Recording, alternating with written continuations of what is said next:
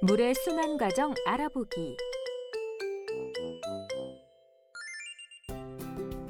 조각 얼음 5개, 투명한 플라스틱 컵, 지퍼백, 전자저울, 너비가 넓은 셀로판 테이프, 가위, 유성펜을 준비합니다.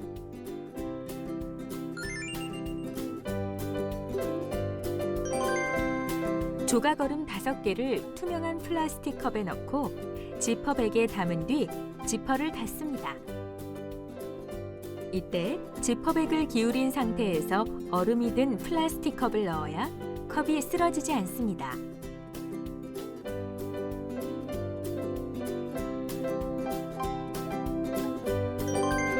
지퍼백의 입구를 닫을 때에는 빈틈이 생기지 않도록 주의합니다.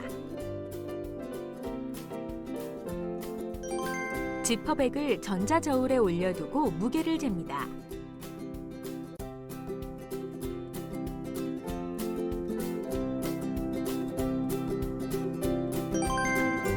햇볕이 잘 드는 창문에 지퍼백 위쪽을 너비가 넓은 셀로판 테이프로 고정하여 물의 순환 실험 장치를 만듭니다. 이때 지퍼백이 떨어지지 않도록 셀로판 테이프로 단단히 고정합니다. 3일 동안 물의 순환 실험 장치에서 어떤 변화가 나타나는지 관찰해 봅시다. 이때 아침, 점심, 저녁 등 시간대를 달리하여 꾸준히 관찰합니다. 시간이 지나면서 플라스틱 컵 안의 얼음은 녹아서 물이 되고 이 물은 증발하여 수증기로 지퍼백 안에 머무릅니다. 지퍼백 안의 수증기는 지퍼백 밖의 차가운 공기 때문에 응결하여 지퍼백 위쪽에 물방울로 맺힙니다.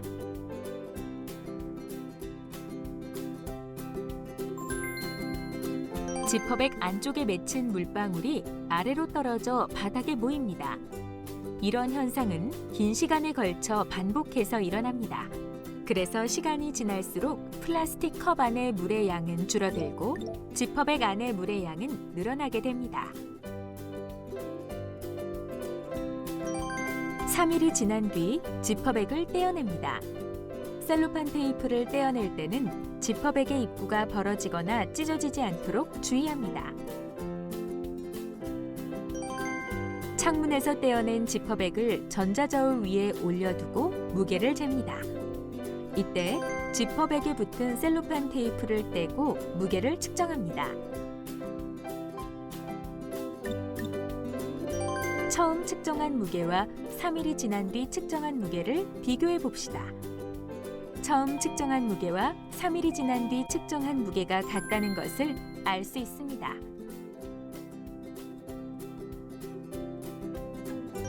지퍼백 안에서 컵과 물을 모두 빼냅니다.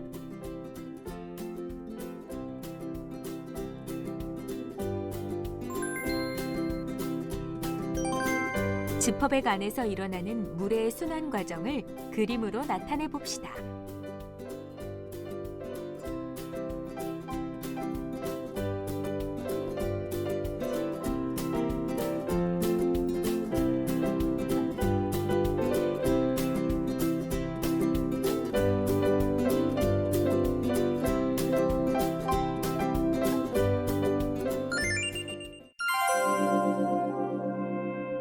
탐구활동 정리.